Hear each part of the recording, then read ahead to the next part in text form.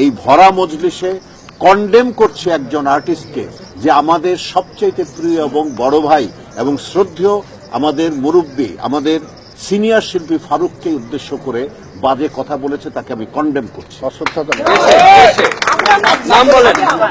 Shakib, Shame on Shakib Khan. Shame. এটা এই জিনিসটা ভালো লক্ষণ নয়।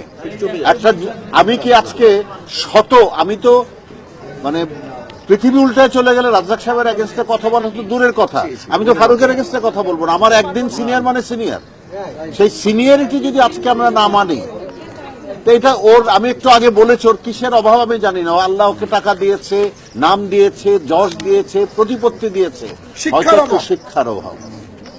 আর না একজন মুরব্বীকে ফারুকের মতো, ফারুক 25 বছর ছবি করে না, তাতে কি হয়েছে? দিলীপ কুমারও তো মানে 50 বছর হলে ছবি করে না। আজ অমিতাভ বচ্চনকে দিলীপ কুমারের সামনে দাঁড়িয়ে কোনো কথা বলতে পারবে?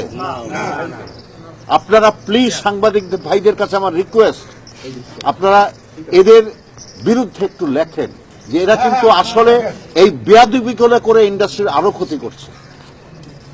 কিছুদিন আগে এই সাকিবকে আমি এই 14টা না 15টা সংগঠনের কাছে এনে সরি বলিয়েছিলাম, এটা সাক্ষী আপনারাই আছেন।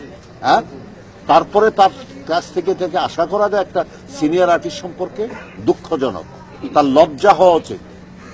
পুরো ইন্ডাস্ট্রিকে মূর্খ বলেছে এবং পুরো ইন্ডাস্ট্রিকে সে বলেছে